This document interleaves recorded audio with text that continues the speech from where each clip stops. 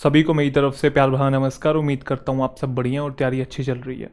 तो चलिए शुरुआत करते हैं आज की क्लास की। आज हमने फिलर्स के प्रैक्टिस क्वेश्चंस करने हैं। लेवल 1 के क्वेश्चंस हैं, आसान आसान है, सारे बन जाएंगे, निश्चिंत रहिए। तो शुरुआत करते हैं सेशन की, 1 बाय 1 साथ साथ बनाते चलिए, ठीक है। ध्यान से बनाएंगे तो सारे बन जाएंगे। कुछ कुछ क्वेश्चंस होते हैं थोड़े से टिपिकल, उनको हम समझने की कोशिश करेंगे। Clear. The committee will dash a survey on government schemes. अब कमिटी जो है वो सर्वे को ये करेगी। इतना तो हमको पता लग रहा है कि विल के बाद हमको फर्स्ट फॉर्म चाहिए होगा। सारे ही आपको फर्स्ट फॉर्म दिखाई दे रहे हैं।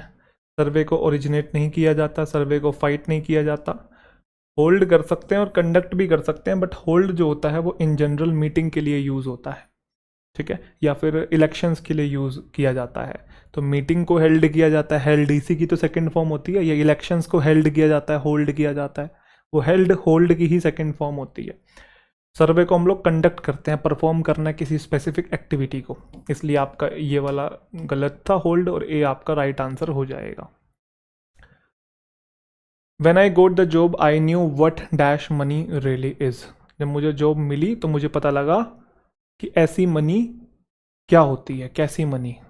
तो ये तो हमारे मम्मी पापा भी कहा करते थे कि जब 5 रुपए अपनी मेहनत के कमाएगा ना तब तुझे पता लगेगा।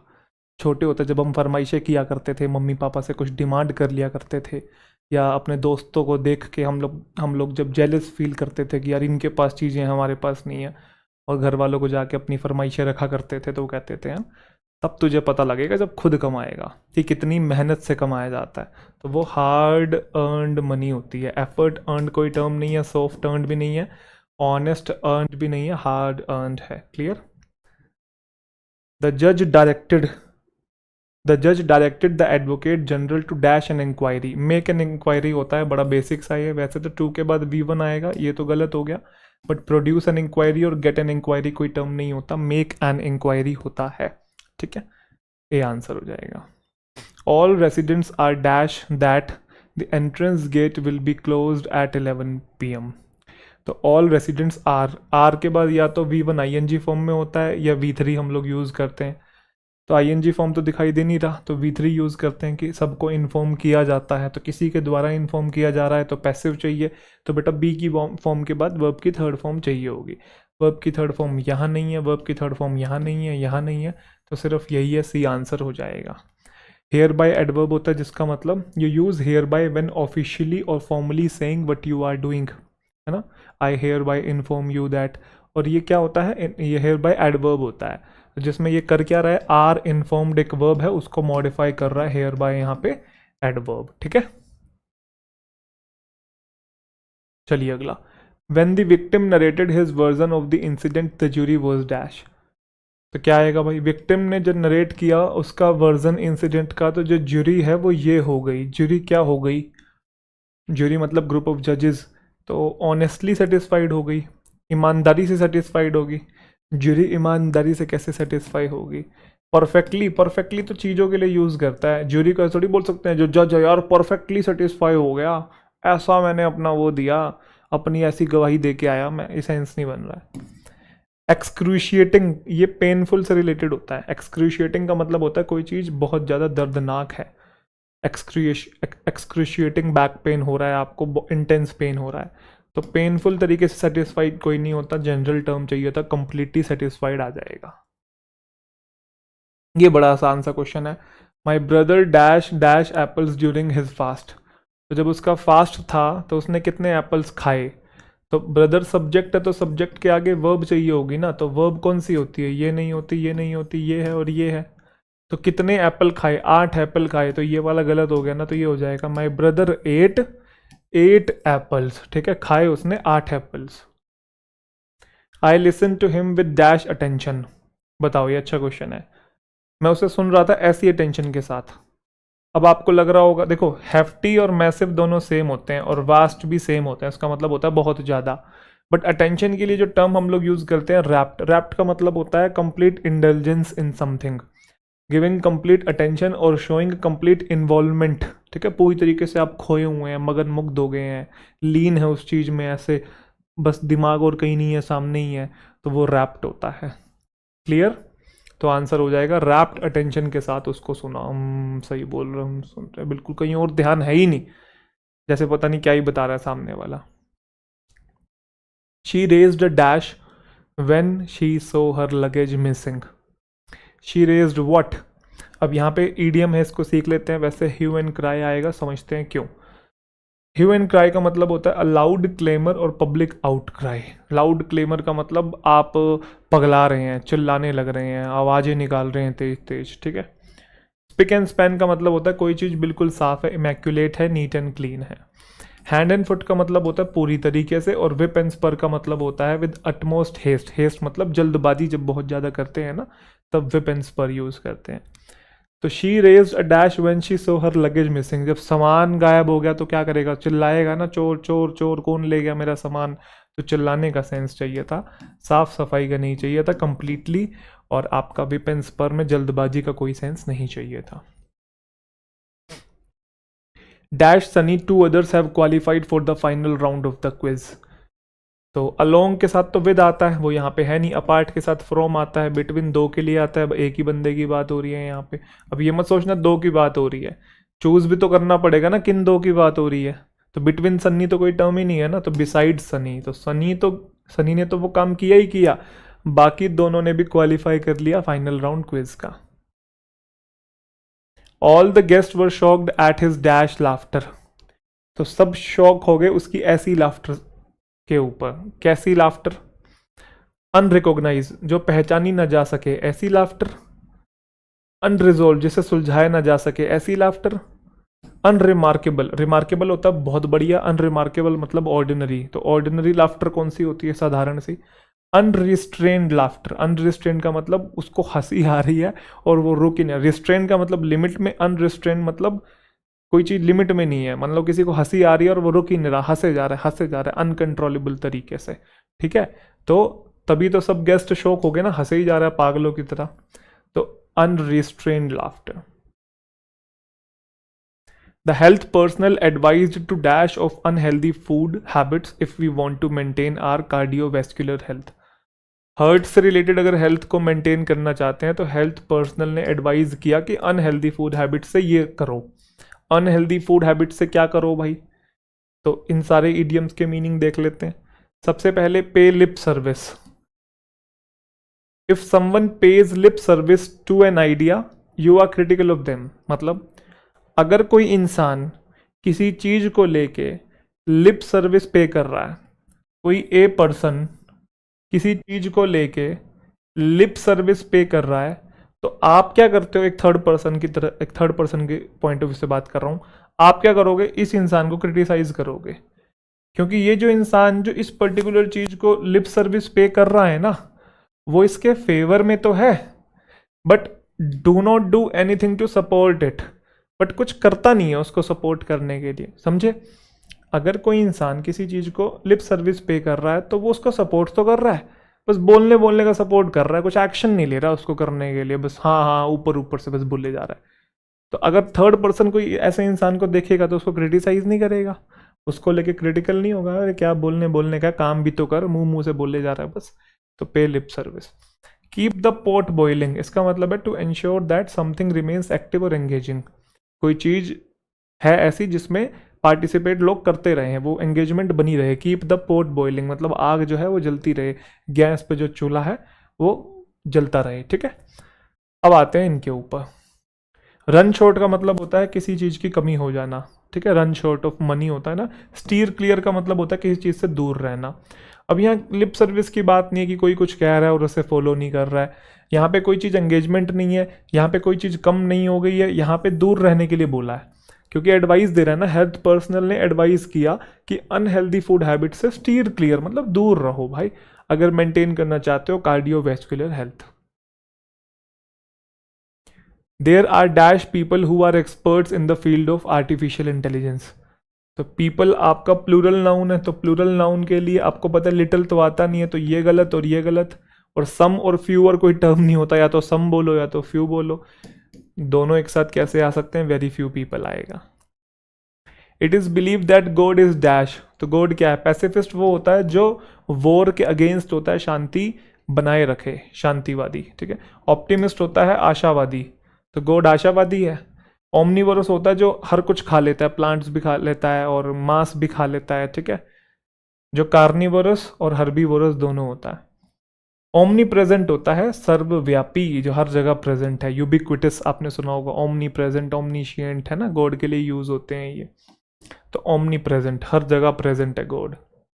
पैसिफिस्ट का बताया, someone who believe that violence is wrong and refuses to take part in wars, Gandhi ji को बोला जाता था pacifist. David always kept his dash open for anything that might put them at risk. तो David always kept his dash open, तो ये चीज open रखता था, that might put them at risk, तो क्या ओपन रखता था? एक टर्म होता है ईगल आईज। क्या मतलब होता है इसका? कीप एन ईगल आई का मतलब होता है टू वॉच वेरी क्लोजली, चीजों को बड़े ध्यान से देखना, मतलब चौकन्ना रहना, बिल्कुल कॉशियस रहना। स्टैरी आई का मतलब होता है you mean that they have such a positive और hopeful view of situation that they do not see but it is really like. Positive इंसान जो होता है उसकी स्टैरी आईज होती हैं। ब्लैक आई का मतलब वो क्या बोलते हैं उसे, ब्लैक एक टर्म, आंखों के नीचे वो काले काले वो पड़ जाते हैं, क्या बोलते हैं? Dark circle. ब्लैक सर्कल का डार्क सर्कल पड़ जाते हैं ना किसी को, तो उसको जैसे किसी ने मान लो मुक्का मारा, वो फिल्मों में दिखाते हैं, वो ये एकदम बिल्कुल ऐसे काला हो गया यहाँ से ये वाली आंख। असली में होता है, मेरे को पता नहीं ऐसा होता है कि नहीं, बट मूवीज में कुछ ज़्यादा ही दिखा देते हैं, पूरी आंख सुझा दी। मूवीज में जनरली चीज़ों को एग्जैजरेट करके दिखाया जाता है, इमोशंस को बिल्कुल एक्सट्रीम लेवल पे लेके जाया जाता है ना, हमें क्योंकि अच्छा लगता है। ऐसे ही गानों के अंदर भी होता है, इन जनरल एकदम बिल्कुल चीज़ें परफेक्ट दिखाई जाती है, बातें भी ऐसी होती है, गानों के बोल भी, लिरिक्स भी ऐसे होते हैं कि एकदम बिल्कुल चीज़ें आपको परफेक्ट लगेंगी, क्योंकि हम ना जो एक्सट्रीम इमोशंस होते हैं ना उससे बड़े प्रभावित होते हैं, तो इसलिए उस इमोशन को एक्सप्लॉइट किया जाता है, जो लोग ये वादा जानते हैं उनके द्वारा, ठीक है। तो आंसर क्या हो जाएगा? ईगल आइज हो जाएगा, क्योंकि शीप आइज कोई टर्म नहीं है, स्टारी आइज का होपफुल से लेना देना है, ब्लैक आई तो किसी की आंख काली है। वो कह रहा है David always kept his eagle eyes open, चौकन्ना रहता है हमेशा, and that might put them at risk. Ram was praised for his dash leadership, तो लीडरशिप ब्रॉड नहीं हो सकती, ब्रॉड तो कोई चीज होगी, मैजिकल लीडरशिप कोई टर्म नहीं होता। इमेजिनरी नेगेटिव वर्ड है, विजनरी पॉजिटिव वर्ड है। इमेजिनरी ख्याली चीजों से रिलेटेड है, विजनरी विजन से रिलेटेड है, और लीडरशिप विजनरी होती है कि आगे का ये प्लान है, 5 साल बाद का, 10 साल बाद का, या कोई मूवमेंट को लीड किया जा रहा है, तो विजन है, कोई चीज अचीव करना चाहते हैं, ये पॉजिटिव वर्ड है, तो बी आंसर हो जाएगा। Clear? This app is very for online shopping. अच्छा, ऐप के बारे में बताना है, ये नाउन है, नाउन को जो मॉडिफाई करेगा बेटा वो एडजेक्टिव हो जाएगा, बोलो हाँ। तो कन्वीनियंस तो खुद एक नाउन होता है, ENC वाला। कॉम्पिटेंसी भी नाउन होता है, ENCI वाला। कैपेबल के साथ ऑफ आता है आगे, फोर है, तो मतलब ये भी गलत, कन्वीनियंट आ जाएगा। ये जो ऐप है कन्वीनियंट है ऑनलाइन शॉपिंग के लिए। बनाओ भी जल्दी से। Computer has a dash memory and my father prefers dash to digital payments.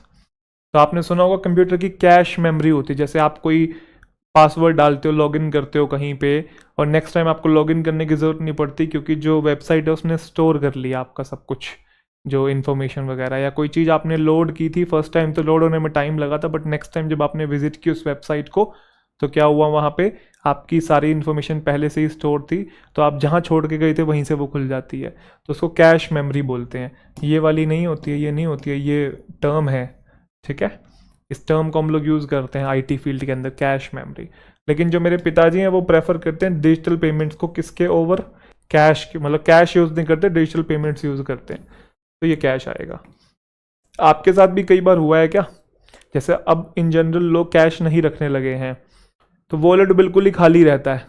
कभी कभी तो मेरे साथ भी ऐसा हो जाता है, भाई 1 रुपया नहीं है, लिटरली बता रहा हूँ, सिक्का भी नहीं पड़ा होता कभी कभी तो, और किसी दुकान पे कुछ ले रहे हैं और उस टाइम पे फिर नेट भी नहीं चल रहा होता, बड़ी बेइज्जती सी फील होती है ना।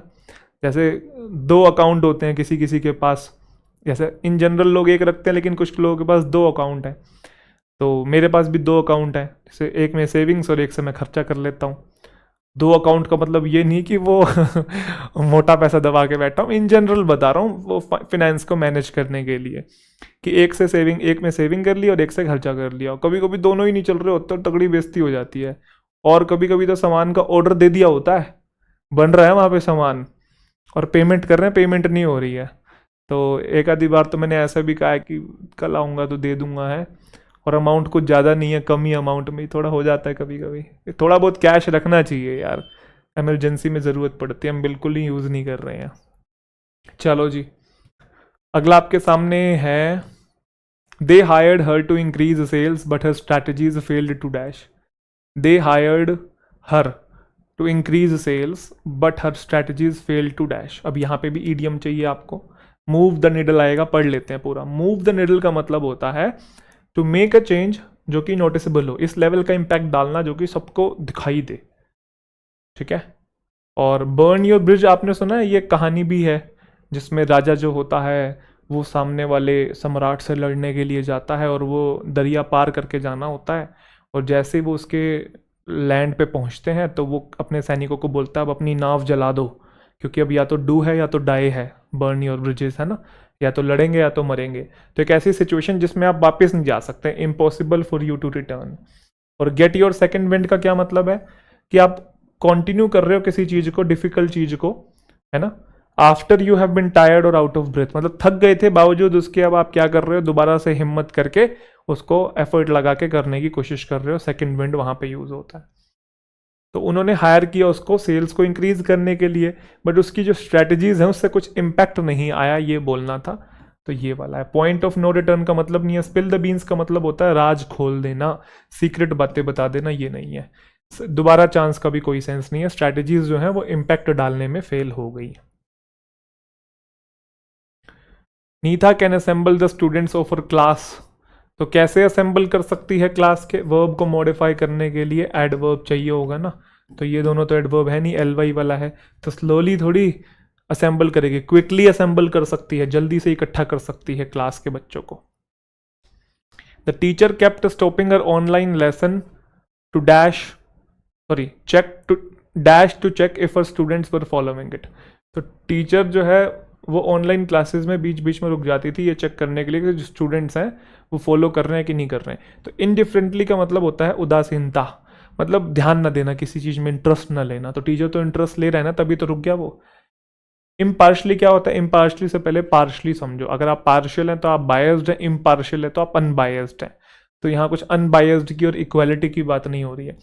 रिस्पॉन्स तो वो दे रही है ना, तभी तो रुक गई थी, तो अनरिस्पॉन्सिवली भी नहीं आएगा। ओकेजनली कि हर 10-15 मिनट में रुक रुक के देख रही है कि बच्चे कर रहे हैं काम अपना कि नहीं कर रहे हैं, ठीक है। चलो बनाओ भाई अगला जल्दी से। It is easier to make a promise than to dash a promise. अब प्रॉमिस को क्या किया जाता है, प्रॉमिस को मेंटेन नहीं किया जाता, प्रॉमिस को फॉलो नहीं किया जाता, जस्टिफाई नहीं रखा जाता है। कीप द प्रॉमिस बोलते हैं ना ऐसा, और हैव माई वर्ड एक ये भी हम लोग यूज़ करते हैं। तो कीप द प्रॉमिस एक टर्म होता है। तो it's easier to make a promise than to keep a promise, वादा करना आसान है उसको निभाने से। डी आंसर है। So dangerous did the weather conditions dash that all mountain roads were closed. तो डिड है ना, तो डिड के साथ सेकंड फॉर्म आ नहीं सकती, डिड और हैव दोनों साथ कैसे आ जाएंगे, डिड के साथ बिकम्स कैसे आ जाएगा, एस या एस फर्स्ट फॉर्म आती है, सी आंसर है। The friends decided to play cards to dash time. तो किल करते हैं हम लोग टाइम को, कि I have to do something to kill the time. जैसे लोग रिटायर्ड हो जाते हैं तो उनके पास कोई काम नहीं होता, so they have to do something in order to kill that time, ठीक है। तो kill the time, kill the time कहाँ पे है, ये रहा। इग्नोर नहीं करना है, मूव और ईज नहीं करना है, किल द टाइम टर्म होता है। To spend time doing something while one is waiting, उस कॉन्टेक्स्ट में ज़्यादातर यूज़ होता है जब कोई वेट, मतलब आप वेट कर रहे हो कहीं पे, आप बैठे हो बाहर, मान लो लाइन में लगे हुए हो कहीं पे और डॉक्टर के लिए इंतज़ार कर रहे हो, वहाँ पे उस कॉन्टेक्स्ट में ज़्यादा यूज़ होता है। इन जनरल आप कहीं भी यूज़ कर सकते हैं। किल द टाइम मतलब टाइम पास करना। He is an absolutely dash man. Man एक नाउन है, तो नाउन को मॉडिफाई करने के लिए एडजेक्टिव चाहिए होगा। चेज्ड तो वर्ब होती है, किसी को चेज करना, फॉलो करना। चेस्ट छाती को बोलते हैं, क्रेज्ड वर्ब है। चेस्ट, चेस्ट मतलब प्योर, चेस्ट एडजेक्टिव होता है, ठीक है। My mother was dash at my negligence and scolded मी। तो क्या थी मेरी नेग्लिजेंस को लेके, एनर्जेटिक थी, नाचने लगी कि मैंने गलत काम किया कोई। खुश भी नहीं होगी, प्लीज का मतलब खुश होना, उत्साहित भी नहीं होगी, थ्रिल्ड भी नहीं आ सकता। फ्यूरियस थी, गुस्सा थी। I have no buddy dash I can confide in. मेरे पास कोई नहीं है जिसे मैं अपनी राज की बात बता सकूं, जिसे मैं अपने कॉन्फिडेंशियल बातें बता सकूं। तो I have no buddy, I subject है, हैव उसकी वर्ब है। आई सब्जेक्ट है, कैन कन्फाइड उसकी वर्ब है। तो अगर आप विच तो यूज़ कर नहीं सकते क्योंकि नोबडी है, ह्यूमन बीइंग है, और हुज पोजेशन के लिए यूज़ होता है, इसके बाद कोई नाउन होना चाहिए था, है ना, तो वो भी नहीं है। आपका आई कैन सब्जेक्ट लिखा हुआ है वहाँ तो, और कैन कन्फाइड उसकी वर्ब है। बताओ भाई, और होम और हुएवर में से कौन सा यूज़ करेंगे? ये तो सब्जेक्टिव केस होता है, हमें ऑब्जेक्टिव चाहिए। कारण क्योंकि हुएवर लिखोगे तो वो सब्जेक्टिव है, उसे वर्ब चाहिए होगी, एक्स्ट्रा वर्ब ऊपर है नहीं, तो एक्स्ट्रा वर्ब नहीं है तो फिर होम आ जाएगा। He made me think of an old time magician more than dash. He made me think of an old time, more than anything होता है, ये भी एक फ्रेज होता है। more than anything का मतलब greater than anything, ठीक है, more than anything ये रहा। more than anything का मतलब है very much या very badly या above all other या above all things, बाकी सारी चीज़ों से ऊपर, more than anything। clear? People all over the world are concerned about the human right to live with dash. तो लोग जो हैं पूरी दुनिया में कंसर्न्ड हैं मानव के अधिकारों को लेके कि वो रहें, कैसे रहें, विद पोइज। पोइज का मतलब एक तो रेडी होता है और पोइज का मतलब शांत होता है, शांत। तो ये नहीं आ सकता, क्यों? क्योंकि पोइज एक एडजेक्टिव है, हमें विद प्रेपोजिशन के बाद नाउन चाहिए। ठीक है, क्लियर है? कोई दिक्कत? और डिलाइट आ सकता है, डिलाइट का मतलब खुशी, तो ये भी गलत हो गया। खुशी के साथ रहने की बात नहीं हो रही, डिग्निटी, इज्जत के साथ रहने की बात हो रही है। हर इंसान का अधिकार है कि जो भाई ह्यूमंस जो हैं वो इज्जत के साथ रहे। ग्रैंडर का मतलब होता है शान और शौकत, तो शान और शौकत से रहने के अधिकार की बात नहीं हो रही है। डिग्निटी मतलब सेल्फ रिस्पेक्ट है हर इंसान की, उसका अधिकार है ह्यूमन का। क्लियर? चले। Dash what have you done to your hair, you are looking so old. क्या कर लिया तुमने अपने बालों को, तुम बहुत अजीब लग रहे हो। तो हुर्रा है तो हम नाचने गाने के लिए यूज करते हैं, यहाँ तो अलग एक्सप्रेशन है। क्या कर लिया तुमने अपने बालों को? बॉदर, परेशान करने वाला। ब्रेवो, शाबाशी वाला। ये आएगा गुडनेस ग्रेशियस, जब आप सरप्राइज हो जाएं। सम पीपल से गुड ग्रेशियस और goodness gracious in order to express surprise और अनोयंस, चिड़चिड़ाहट। और क्या कर लिया, क्या करवा लिया तूने, नाच पीट लिया तूने सारा। गुडनेस ग्रेशियस, ठीक है। इंटरजेक्शन चाहिए था, एक्सक्लेमेशन मार्क लगा हुआ है। Are you looking forward, looking forward के साथ टू फिक्स्ड होता है, और इस केस में टू फिक्स्ड प्रेपोजिशन होता है, अपने बाद आईएनजी फॉर्म लेता है, ये हमने पढ़ा हुआ है, तो डी आंसर हो जाएगा। Looking forward to seeing Nikhil again. We saw some children dash with one another as we were walking around. तो अगर आप सो दिखाई दे आपको, या आपको हेयर दिखाई दे, ठीक है, नोटिस दिखाई दे, और उसके बाद ऑब्जेक्ट हो, तो यहां पे हम लोग बेयर इन्फिनेटिव का भी यूज करते हैं। बेयर इन्फिनेटिव मतलब V1, और पार्टिसिपल का भी यूज करते हैं, मतलब आईएनजी वाली फॉर्म। ये मैंने वर्ब की क्लास में पढ़ाया हुआ है अच्छे से। I saw him going there, I saw him go there, दोनों होते हैं, दोनों में डिफरेंस होता है, एक में कंप्लीट एक्शन होता है, एक में इनकम्प्लीट होता है। अब यहाँ पे वी सो सम चिल्ड्रन क्या आएगा, V1 चाहिए और आईएनजी चाहिए। V1 तो कहीं पे है ही नहीं, तो या तो आईएनजी लगाओ, तो आईएनजी ये रहा, सी आंसर है। कि हमने देखा कुछ बच्चे जो है लड़ रहे थे एक दूसरे से as we were walking around, जब हम वहां से जा रहे थे। James Bernard was understood, sorry, James Bernard was undoubtedly one of the greatest. अब ये क्या है, एक्चुअल में जो वर्ड है ये एलोक्यूशन से बना है, एलोक्यूशनिस्ट हो जाएगा फिर यहाँ पे। एलोक्यूशन क्या होता है? एलोक्यूशन स्पीच से रिलेटेड है, the art of careful public speaking को बोलते हैं, using clear pronunciation and good breathing to control the voice. तो जो प्रोफेशनल स्पीकर होते हैं ना, उनके लिए हम लोग यूज़ करते हैं कि वो एलोक्यूशनिस्ट हैं। क्लासेस भी होती हैं इसके एलोक्यूशन की, कि सांस कैसे लेनी है, पिच कितनी हाई ले जानी है, कब पोज लेना है, इम्पैक्टफुल तरीके से कैसे बात करनी है, तो क्लासेस होती हैं, अपने आप में एक आर्ट है ये। अच्छा, गिफ्ट ऑफ द गैप का क्या मतलब है? गिफ्ट ऑफ द गैप का मतलब है कि अगर आपके पास ये गिफ्ट है तो आप बातें कर सकते हैं ईजिली और कॉन्फिडेंटली, और परसुएड कर सकते हैं, सामने वाले को कन्विंस कर सकते हैं, मतलब बोलने की कला है। येलो प्रेस बहुत अच्छा टर्म है, ये हम जर्नलिज्म में यूज करते हैं। ऐसे न्यूज़पेपर्स जो सेंसेशनलिस्ट आर्टिकल्स को छापते हैं rather than well research and sober journalism, मतलब असली मुद्दों के बारे में बात ना कर फालतू की इधर उधर की बातें करें। जैसे कि मिल गई वो स्वर्ग की सीढ़ी, ये है स्वर्ग का रास्ता, हिम दानव इस वक्त आपके बेडरूम में बैठा है, तो देख लो आप बेडरूम में होते एक बार नीचे झांक के।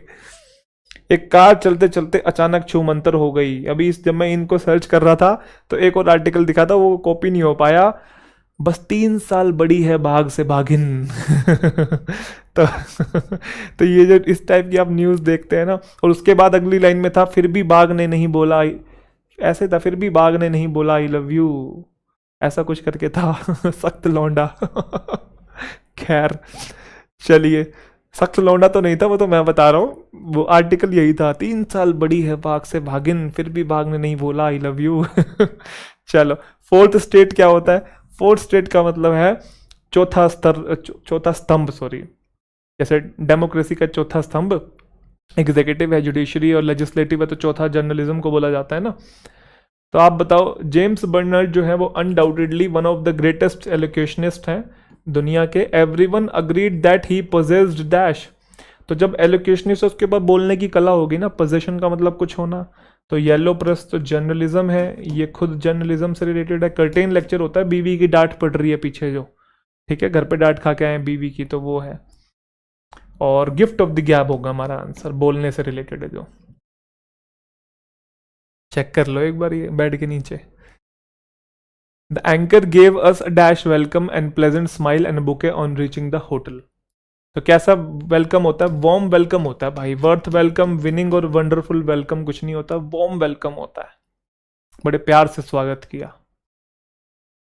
We will accept your application dash you fulfil all the condition. तो यहाँ पे कंडीशन बताई जा रही है, अगर आप कंडीशन फुलफिल कर दोगे तो हम एक्सेप्ट कर लेंगे आपकी एप्लीकेशन। तो वो जो सेंस आता है प्रोवाइडेड से आता है। शर्त यह है कि आप कंडीशन फुलफिल कर दो, हम एक्सेप्ट कर लेंगे। ऑल्दो तो हालांकि के लिए आता है, हालांकि का सेंस नहीं है ना कि हम एक्सेप्ट कर लेंगे तुम्हारी एप्लीकेशन हालांकि तुम फिल कर दो, ये तो ऑपोजिट बातों को जोड़ता है। सो दैट भी नहीं आ सकता कि हम एक्सेप्ट कर लेंगे तुम्हारी एप्लीकेशन ताकि तुम फुलफिल कर दो कंडीशन, ये भी कोई सेंस नहीं दे रहा। इवन इफ भी कॉन्ट्रोडिक्टरी बातों को जोड़ता है। इवन इफ का मतलब होता है के बावजूद, वही। Always try everything even if it turns out to be a dud, कि मतलब फिर भी मेहनत करो जब सारी चीज़ें फेल हो जाएं। डड का मतलब कोई चीज़, मतलब ये वैसे पटाखों के लिए यूज़ करते हैं, कोई चीज़ जैसे वो फुस बम होता है ना, बम बम पटाखे को आपने जलाया और वो फिसड्डी निकला, डड उसको बोलते हैं। फेल हो जाए कोई चीज़, तो जब सब फेल हो जाए फिर भी ट्राई करते रहो, उसके बावजूद भी, इवन इफ, तो बावजूद का भी कोई सेंस नहीं देना है। प्रोवाइडेड का मतलब होता है कंडीशन, प्रोवाइडेड या प्रोवाइडेड दैट, हमने पढ़ा है ये simple present, simple future tense के अंदर। Andaman and Nicobar islands is dash union territory in bay of Bengal. तो बे ऑफ बंगाल के लिए तो दा फिक्स जाता है, ये तो आप लोग जानते ही हैं, यहाँ पे दा, इधर भी दा है, उधर भी दा है। यूनियन टेरिटरी आपको पता है, लक्षद्वीप भी यूनियन टेरिटरी है, चंडीगढ़ भी है, दिल्ली भी है, अंडमान निकोबार आइलैंड भी है, दमन एंड दीव भी है। तो यहाँ पे एक यूनियन टेरिटरी की बात हो रही है, एक की, तो उसके लिए ए या एन का यूज़ होगा, हमें इतना तो पता ही है। अब ए आएगा कि एन आएगा? बच्चे यू को देख के एन लगा देते हैं, सोचते हैं वोवल है तो वोवल के लिए एन लगा दो, जबकि मैंने सिखाया आपको क्लास के अंदर कि साउंड देखते हैं शब्द की। साउंड देखेंगे, य है, य, यूनियन, यूनिवर्सिटी की तरह, य मतलब कॉन्सोनेंट है, और कॉन्सोनेंट के लिए एन नहीं आता, ए आता है। ए कहाँ पे आपका? डी में है, तो डी आपका आंसर हो जाएगा। Truthfully speaking, the victories of peace and harmony have a more dash impact on human civilization than the so-called victories of war. तो जो विक्ट्रीज ऑफ पीस हैं उनका ज़्यादा इम्पैक्ट है विक्ट्रीज ऑफ वॉर के कंपैरिजन में। तो मोर लिखा हुआ है, इतना तो पॉइंट सबको समझ में आ रहा है। मोर सुपीरियर कोई टर्म नहीं होता, सुपीरियर अपने आप में ही कंपैरेटिव डिग्री है, ग्रेटर भी अपने आप में कंपैरेटिव डिग्री है। जब ई आर लगा दिया तो मोर क्यों लगा रहे हो? डबल कंपैरेटिव नहीं हो जाएगा। ट्रांजिएंट का मतलब होता है जिसका ना के बराबर इम्पैक्ट हो, शॉर्ट टर्म कोई चीज़ हो। लास्टिंग मतलब जिसका बड़ा इम्पैक्ट हो। तो बताओ आप, जो पीस की विक्ट्रीज है ना, उनका लास्टिंग इम्पैक्ट है दुनिया के ऊपर, rather than victories of war. लंबे समय तक इम्पैक्ट का बोलना है, ना कि छोटे समय तक। तो ये गलत हो गया, पॉजिटिव वर्ड चाहिए, सी आंसर है। ग्लोबल वार्मिंग और climate change has today become a major dash to mankind. तो क्या बन गया है? ये पेनल्टी बन गई है। पेनल्टी तो हम तब भरते हैं जब कोई गलत काम करते हैं, किसी ऑर्गेनाइजेशन को पे करनी होती है पेनल्टी आपको, या किसी ऑर्गेनाइजेशन को थोड़ी पे करनी है। पनिशमेंट भी हम तब यूज़ करते हैं कोई गलत आपने काम किया है। एंडेंजर वर्ब होती है, और थ्रेट आपका नाउन और वर्ब दोनों होता है, और थ्रेट टू फिक्स्ड प्रेपो भी होता है, और ए आर्टिकल है, आगे नाउन चाहिए, उसको मॉडिफाई करने के लिए मेजर एडजेक्टिव है, तो थ्रेट सी आंसर हो जाएगा। The angles are equal consequently the sides are dash. देखो एंगल्स जो है इक्वल हैं तो फिर बोल रहा है कॉन्सिक्वेंटली, कॉन्सिक्वेंटली का मतलब होता है परिणाम स्वरूप। तो जब एंगल्स इक्वल हैं तो परिणाम स्वरूप साइड्स भी क्या होंगी, इक्वल नहीं होंगी। ये आंसर है, सेम ही बात करनी है। I am your true friend, statement अगर पॉजिटिव है तो टैग बनता है नेगेटिव, और आपको पता है इधर एम है तो इधर नोट जाएगा, इधर आई जाएगा, क्वेश्चन मार्क लगाएंगे, बट एम एंड आई कुछ होता ही नहीं है। आपको पता है हम लोग आर एंड आई यूज करते हैं इसके लिए, तो ए आंसर हो जाएगा। Anybody who is careful dash some money in hand to meet an emergency. जो भी इंसान केयरफुल होगा हाथ में कुछ पैसा रखेगा अगर कोई इमरजेंसी आ जाती है उससे बचने के लिए। तो anybody who is careful, have kept कहाँ से आ गया कि रखा होगा, नहीं रखेगा, ये बात बोलने, क्योंकि इमरजेंसी आई थोड़ी आएगी ना, फिर पास्ट की बात नहीं हो रही, पास्ट की ने विल कीप आएगा कि कोई भी इंसान जो केयरफुल होगा वो जरूर रखेगा, विल कीप सम मनी, अपने पास पैसा जरूर रखेगा ताकि इमरजेंसी को मीट किया जा सके, मतलब बचा जा सके उसके डिजास्टर से। क्लियर है? अरे बोलो हाँ, नहीं बोलोगे? Shivakshi is famous for his dash box industry and I am unable to find a dash for my purple dress. तो कौन सी इंडस्ट्री होगी? मैच बॉक्स इंडस्ट्री है, स्वेट बॉक्स, चैटर बॉक्स और ब्रेड बॉक्स कौन सी इंडस्ट्री होती है? Match box.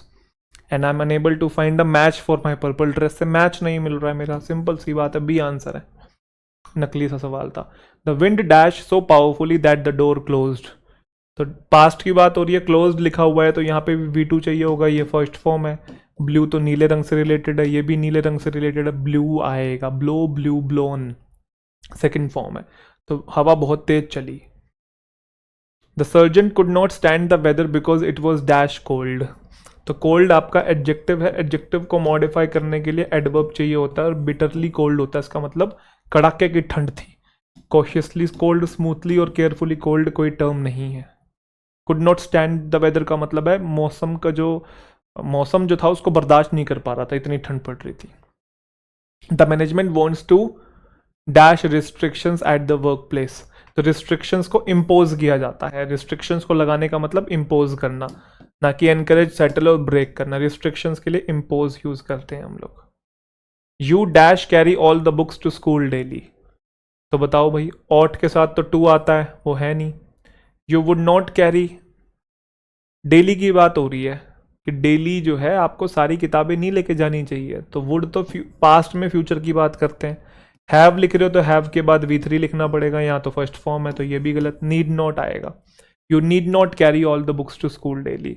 नीड यहाँ पे मॉडल वर्ब है, ध्यान रखिएगा, ठीक है। नीड यहाँ पे मॉडल वर्ब है, इसलिए मॉडल वर्ब के बाद फर्स्ट फॉर्म है। पढ़ाया हुआ है ना मैंने मॉडल्स की क्लास के अंदर कि नीड हेल्पिंग वर्ब भी होता है, नीड मॉडल वर्ब भी होता है। Helping sorry need main verb भी होता है, नीड मॉडल वर्ब भी होता है। ऐसी डेयर भी, डेयर मॉडल वर्ब भी होता है और मेन वर्ब भी होता है, दोनों में डिफ्रेंशिएट करके मैंने अच्छे से समझाया हुआ। आई होप आपने पढ़ लिया वो चीज़, ठीक है।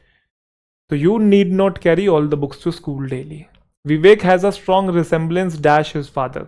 देखो रिसेंबल के साथ तो कोई प्रेपो नहीं आती है, हमने पढ़ा है ये चीज, no prepo. I resemble my father, she, I resemble my father, she resembles her mother, but resemblance के साथ टू आता है, रिसेम्बलेंस नाउन है। Both children bear a very close resemblance to their father. शक्ल मिलती है उनके पिताजी से, तो विवेक की शक्ल मिलती है किससे? उसके ग्रैंडफादर से। तो जब रिसेम्बलेंस यहाँ पे नाउन है उस केस में हम लोग टू लगाते हैं। जैसे एम्फेसाइज के बाद कोई प्रेपो नहीं आता बट एम्फेसिस के साथ ओन आता है। ऐसे बहुत सारे वर्ड्स हैं जब वो वर्ब होते हैं तो प्रेपो नहीं लेते, बट जब वो नाउन बन जाते हैं तो प्रेपो ले लेते हैं। जैसे एंटर के साथ इनटू नहीं आता है, एंट्री के साथ आता है, नाउन बन गया तो आता है, ठीक है। Mentally strong people do not dash to suicide over trivial issue. छोटे छोटे इश्यूज के ऊपर सुसाइड के आगे घुटने नहीं टेकते हैं मेंटली स्ट्रॉन्ग पीपल। तो मेकअप का मतलब तो मन बनाना होता है, कंसीव का मतलब कुछ समझना, और फॉल इन का मतलब समझते हैं यहाँ पे take one's place in line और फॉर्मेशन, एक ही लाइन में खड़े हो जाना, फॉल इन। फॉल इन का मतलब अटैक भी होता है, ठीक है। तो यहाँ पे कह रहा है कि सुसाइड के आगे घुटने नहीं टेकते हैं, गिवन नहीं करते हैं, बहुत जल्दी हार नहीं मानते। हार नहीं मानना, गिवन मतलब घुटने टेक देना, ठीक है। गिवन का मतलब गिव अप कर देना, एक तरीके से हाथ खड़े कर देना ऐसे। कि अब मुझसे नहीं होगा। तो सुसाइड का मतलब क्या होता है, मुझसे नहीं जिया जा रहा, तो वही तो सेंस है, तो गिवन आएगा। डू के साथ फर्स्ट फॉर्म चाहिए, यहाँ पे है, ये फ्रेजल वर्ब है भाई।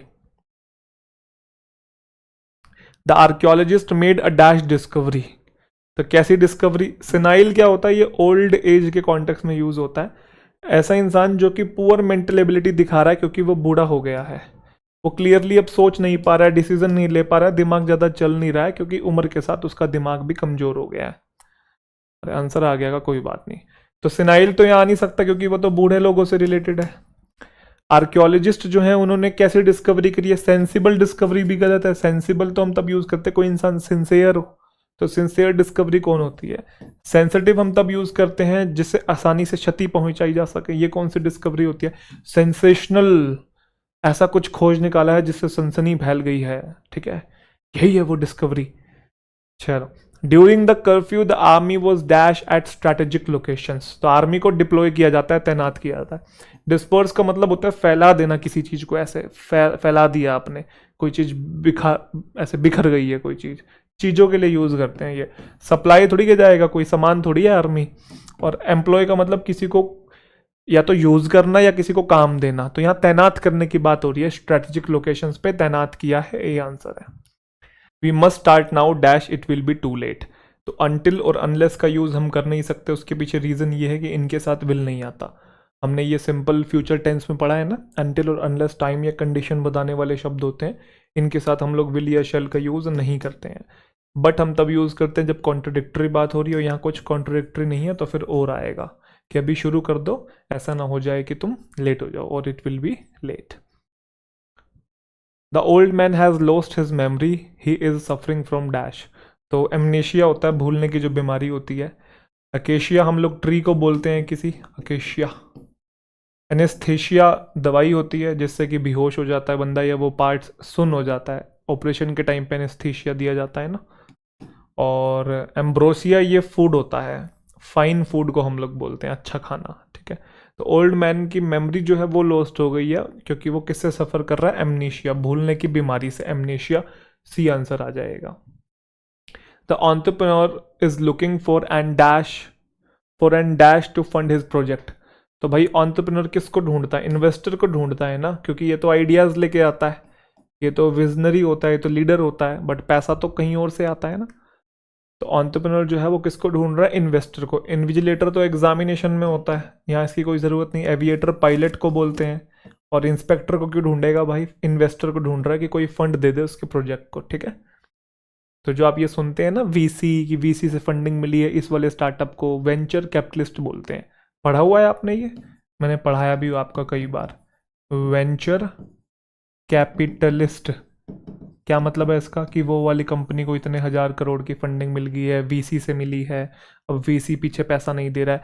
वेंचर मतलब कोई बिजनेस, कोई स्टार्टअप, कैपिटलिस्ट जिसके पास कैपिटल हो, ठीक है, पूंजी हो। तो किसी बिजनेस में पैसा डालने वाला जो इंसान होता है वो वीसी होता है। कोई इंडिविजुअल भी हो सकता है या पूरा ग्रुप भी हो सकता है वीसी का, कि 4-5 लोग मिल के किसी स्टार्टअप को फंडिंग देते हैं, ठीक है।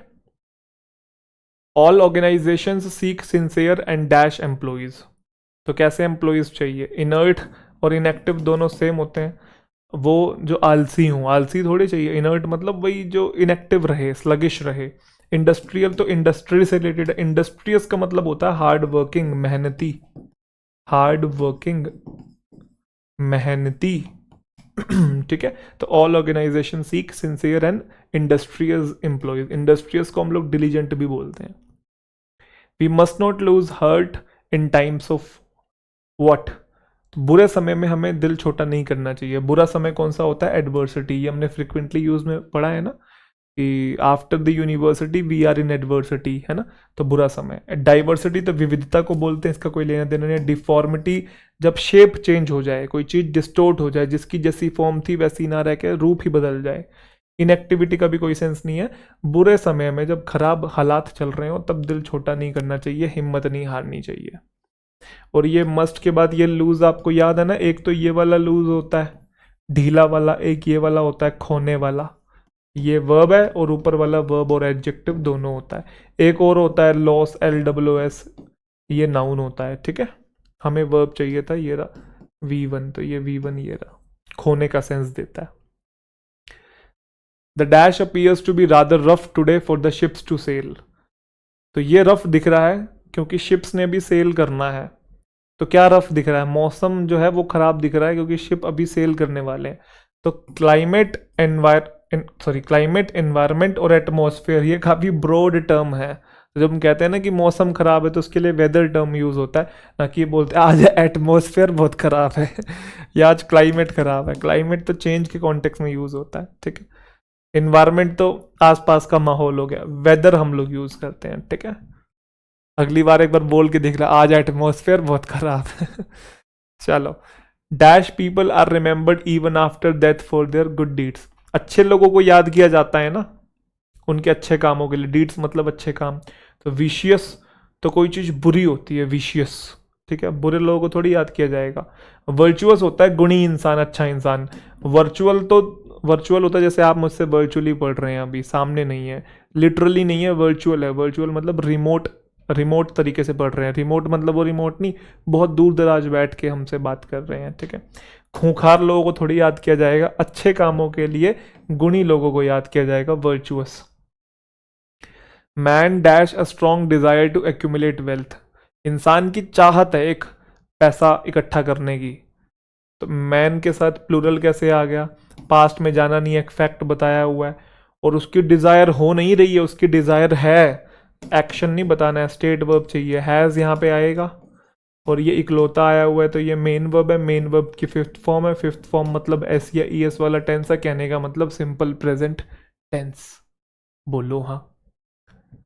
The hotel room dash of odour of leftover food, तो होटल रूम से ऐसी बदबू ये हो रही थी, किसकी? बचे हुए खाने की बदबू ये हो रही थी, तो बदबू आ रही थी, तो गंदी स्मेल आना, उसके लिए रीक टर्म यूज करते हैं, स्मोक यूज नहीं करते। स्मोक तो धुएं से रिलेटेड है, ट्रेस करने से रिलेटेड है, डिटेक्ट करने से रिलेटेड। फ्लेवर, कोई लेफ्ट ओवर फूड में हा क्या फ्लेवर आ रहा है, गंदी बदबू आई थी। रीक्ड ऑफ ऑर्डर का मतलब बदबू आ रही थी, अनप्लेजेंट स्मेल आ रही थी, तो बी आंसर हो जाएगा। I had dash pain in the stomach after taking lunch, तो पेन के लिए जो यूज टर्म हम लोग करते हैं वो एक्यूट पेन होता है ना। स्ट्रिक्ट पेन कोई टर्म नहीं है, हैवी पेन नहीं है, ह्यूज पेन नहीं है, पेन होता है तो सीवियर पेन होता है, या तो सीवियर या फिर बेटा एक्यूट होता है, दो टर्म हम लोग यूज करते हैं। लास्ट क्वेश्चन है, उसके बाद क्लास को वाइंड अप करते हैं। The man dash heavy losses, देखो लॉसेस प्लूरल बना हुआ है, नाउन है ना ये, देखो लॉस में ईएस लगाया हुआ है, नाउन का ही तो प्लूरल बनाते हैं। तो man dash heavy losses in investment, जब आपको नुकसान होता है तो हम बोलते हैं आई इनकर्ड सम लॉस, इनकर, तो इनकर कहाँ है? ये है, लॉस के लिए हम लोग यूज करते हैं, ठीक है। रेज नहीं करते हैं लॉस को, रीप तो कुछ पाना होता है ना, as you sow shall you reap, जैसा करोगे वैसा पाओगे, है ना। अर्न भी नहीं किया जाता, लॉसेस को इनकर किया जाता है कि आपके ऊपर भार चढ़ गया है, तो उसको केसेस में इनकर आता है। तो आई होप सेशन अच्छा लगा है, चीज़ें समझ में आ गई हैं, कैसे मैं एलिमिनेट कर रहा हूँ वो भी आपको क्लियर है, अंडरस्टैंडिंग आपकी बिल्ड हो रही होगी। और मैं 1000 बार बोल चुका हूँ बेटा, क्लासेस का जो पर्पज़ है ना वो बस अंडरस्टैंडिंग बिल्ड करना है, यूँ नहीं कि बस लगाए जाओ क्वेश्चन, लगाए जाओ, वो तो मैं सॉल्व कर रहा हूँ ना, आप क्या सॉल्व कर रहे हो। खुद से जब तक प्रैक्टिस नहीं करोगे, खुद से सेल्फ स्टडी नहीं करोगे, तब तक आपकी जो कमांड है वो नहीं बनेगी। तो जितनी भी आपके सामने टॉपिक्स आ रहे हैं, चाहे वो फिलर्स के हों, एरर्स के हों, आगे चल के आरसी, क्लोस्टर्स, पैराजम्बल्स भी आएंगे, तो आप देखो कि मैं कैसे सॉल्व कर रहा हूँ। 1000 बार मैं बोल चुका हूँ, टीचर का काम है कि आप टीचर से अपनी एक्यूरेसी बिल्ड करो। स्पीड कैसे आएगी? खुद की प्रैक्टिस करने से। तो जैसे मैं एलिमिनेट कर रहा हूँ ना मॉक्स में, भी वैसे एलिमिनेट करने की कोशिश करो। कॉन्सेप्ट जो है अपने वो सबसे स्ट्रांग रखो, क्योंकि प्रैक्टिस करने का फायदा भी तब है जब बेसिक चीज़ें आती होंगी। रीडिंग अच्छी नहीं है, वोकैब अच्छी नहीं है, ग्रामर अच्छी नहीं है, और प्रैक्टिस करने हम बैठ गए हैं तो उसका कोई फ़ायदा नहीं है। आई होप आपको बातें समझ में आ रही है। तो अगली क्लास में मुलाकात करते हैं, अपना ध्यान रखिए। Thank you so much.